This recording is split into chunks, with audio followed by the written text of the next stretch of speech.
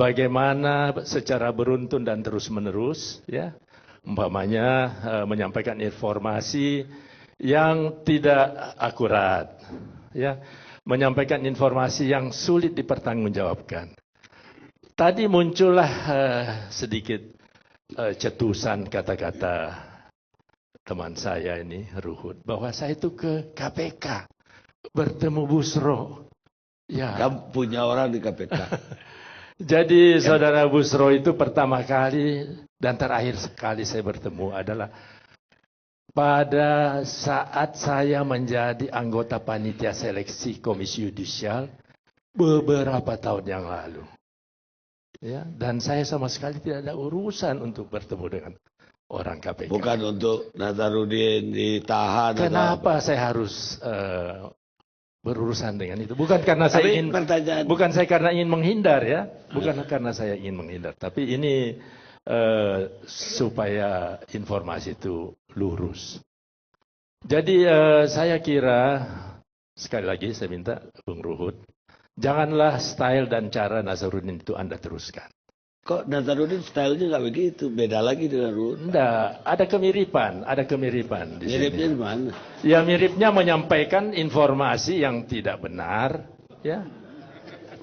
Antara lain, tetap Amir itu menuduh saya, umpamanya koruptor BLBI, menuduh saya mempengaruhi Hakim Agung dan sebagainya. Ternyata jadi saya lihat rentetan kebohongan ini tidaklah jauh berbeda dengan informasi yang kemudian dia sampaikan dari tempat persembunyiannya itu yang kita tidak jelas di mana. Baik, dia bersembunyi. Ketika dia menyampaikan itu lewat BBM, lewat SMS, bahkan ada juga Twitter yang kemudian dibantah. Semuanya itu kan juga udah diungkapkan dia di Dewan Kehormatan yang Pak Amir hadir. Tidak seluruhnya. Sebetulnya bukan tempatnya di sini untuk saya mengungkap apa yang dia jelaskan. Ya, tapi mirip-mirip gitu. Ya, ada yang persis sama. Karena Ruhut tadi mengakui di Dewan Kehormatan begitu. Jadi saya kira juga Bung Ruhut itu tidak usah terlalu banyak umpamanya bercerita mengenai apa yang terjadi di Dewan Kehormatan, ya. Karena beliau berada pada posisi yang berbeda. Dan hari ini mungkin masyarakat agak sedikit bingung, ya, karena di Twitter, di media.com, tampillah Bung Ruhut ini seakan-akan menjadi tim pengacara daripada Nazarudin. Saya kira perlu Bung Denny luruskan ini, karena saya kira saya tidak ingin merusak kredibilitas beliau. Sebagai anggota DPR tidak mungkin dia berada pada posisi sebagai lawyer daripada saudara Anas Urbaningrum. Itu perlu juga diluruskan, ya, supaya tidak menimbulkan kesimpang siuran. Karena pada akhirnya orang akan menilai sebentar di kanan, sebentar di kiri, meloncat kiri kanan, tidak pasti seperti itu. Ya, dia kan memang dari dulu lawyer, aktor juga, belakangan politikus juga. Wartawan aja dia belum, saya lihat. Jadi, tapi yang ingin saya pertanyakan ke Pak Amir, sekarang Pak Amir kan duduk di Dewan Kehormatan atau Pertimbangan? Saya sekretaris Dewan Kehormatan. Sekretaris. Jadi kalau ada istilah menjolimi dan sebagainya, supaya diketahui mekanisme pemeriksaan di Dewan Kehormatan itu, Dewan Kehormatan mempunyai pedoman dan tata cara sendiri. Dan saudara Nazarudin ini tidak diperiksa oleh saya sendiri. Bahwa saya memeriksa dia sendiri secara lengkap. Saudara Anas Urbaningrum juga memeriksa dia secara lengkap.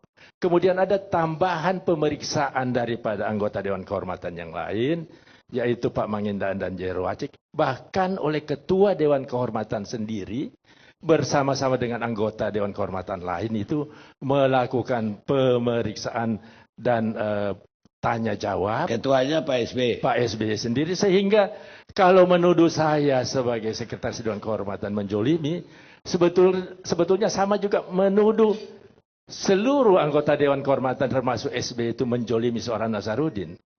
Jadi yang diputuskan itu adalah hasil daripada pemeriksaan lengkap dari seluruh anggota Dewan Kehormatan. Sekarang tuduhan kan udah terbuka untuk umum nih. Anas dapat sekian miliar, Andi Malarangeng sekian miliar. Bahkan nama-nama lain juga disebut.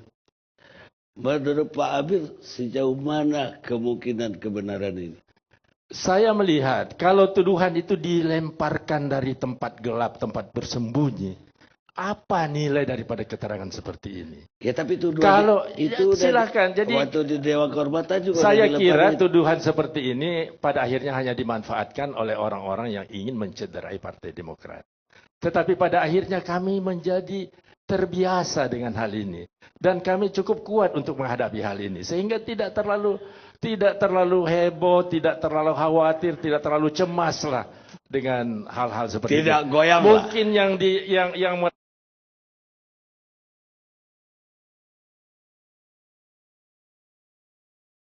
saya rasa menjadi bahkan lebih kuat saat ini daripada sebelumnya. Tapi juga terjadi perbedaan dan konflik Ya, kalau di dalam kami ada perbedaan pendapat itu biasa, tetapi tidak untuk dihumbar keluar umpamanya di depan umum dengan cara-cara yang akhirnya. Baik, Pak Amir, kita tunda sejenak pemirsa, kita commercial break.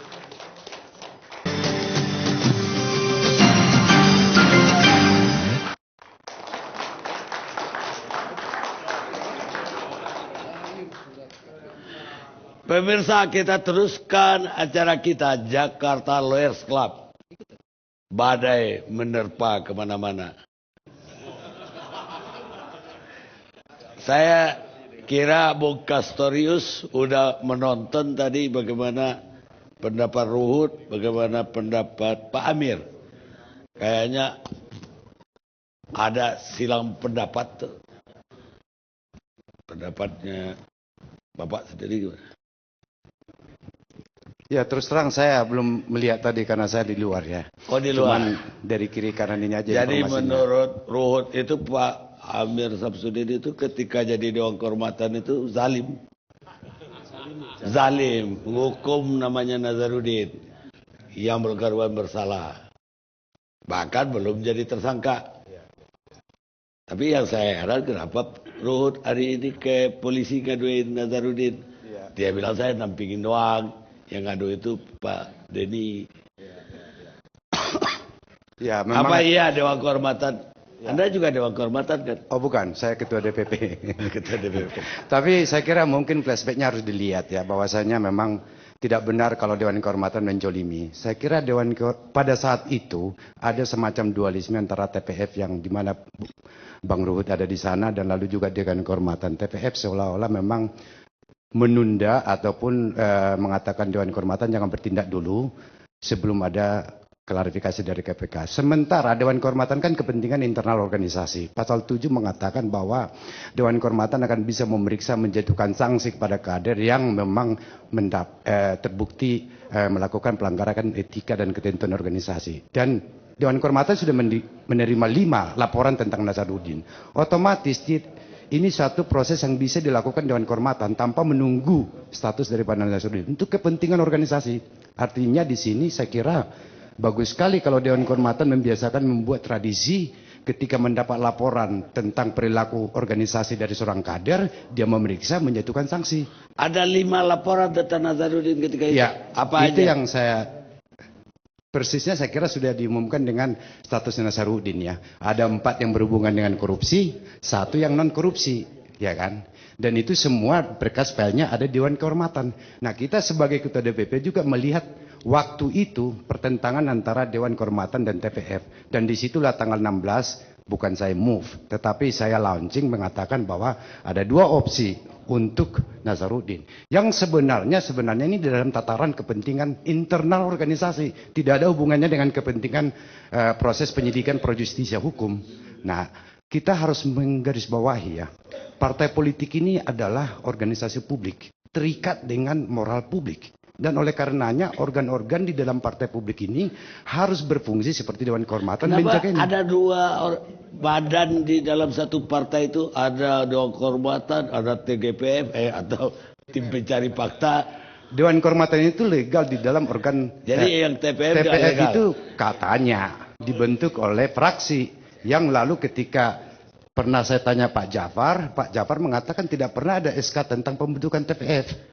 Nah, Jadi organisasi tanpa bentuk dong. nah saya tidak tahu, mungkin, tapi kita tanyalah TPF nanti, apa latar belakang TPF terbentuk, legalisasinya seperti apa, dan tujuannya seperti apa. Yang ada adalah bahwa kita di publik melihat TPF ini tidak lebih dari sekedar tim pembela Nasarudin, begitulah kira-kira ya, orang mengatakan gitulah.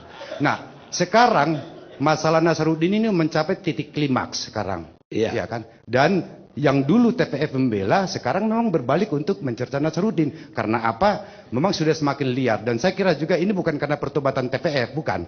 Tapi karena memang persoalan Nasarudin ini sudah sedemikian gamblang tentang persoalan-persoalan hukum yang sudah mulai terungkap oleh KPK. Yang kedua adalah bahwa bukan hanya Demokrat dikecewakan, publik masyarakat Indonesia dikecewakan. Dia berjanji akan datang, ternyata tidak. Dia berjanji katakanlah akan bila berobat selesai akan kembali. Sekarang aja kita hari ini mendapat kabar, oh dia sudah tidak di Singapura. Ya, artinya ada motif lari. Nah, oleh karenanya di sini lalu ada serangan-serangan tentang aliran dana yang buktinya tidak jelas, logika aliran dana itu juga rendah dan membuat kekeruhan yang begitu dalam. Nah, oleh karenanya di sini. Tapi kalau saya menilai bukan rendah loh. Dia berani mengatakan aliran dana itu Ya. di seluruh Dewan Kehormatan. Ya. Ada presiden lagi. Kalau dia tidak punya bukti, nggak berani. Justru itu yang kita tunggu, kalau dia punya bukti, buktinya itu jangan dilempar ke media massa, ke penyidik KPK dong. Ini di sini ada Pak Polisi kan. Nah, oleh karenanya kita katakan, logikanya rendah, saya katakan begini. Dia katakan bahwa Wafid memberikan sejumlah uang lewat Paul kepada bla bla bla, Anas dan Andi. Lalu kalau kita belajar logika, Wafid membantah. Dia tidak pernah memberikan lewat seseorang terhadap dua orang ini. Nah, kalau demikian kan logikanya yang ditudingkan kan rendah. Belum lagi kalau kita periksa pada soal bukti. Bukti itu kan bukan kita yang mengatakan ini alat buktinya untuk membuktikan ini, bukan penyidik. Nah, untuk itu kita katakan Nasarudin ya kembalilah. Tapi kalau Bung Castorius, Anda pernah dengar nggak? Kan Anda juga teman dengan petinggi-petinggi negara ini. Saya pada berapa petinggi negara ngaku loh, didatangi Nasarudin dan kawan-kawan yang juga ada yang disebut-sebut di dalam SMS itu untuk proyek yang ada di instansi yang dipegang oleh para petinggi itu. Pernah dengar juga nggak? saya nggak pernah dengar itu. Tapi Ya nanti minimal kita- tadi ada bilang ada 4 kasus yang korupsi aja. 1 non korupsi, 4 korupsi. Ya. Ya itu aja udah 4 instansi kan tuh.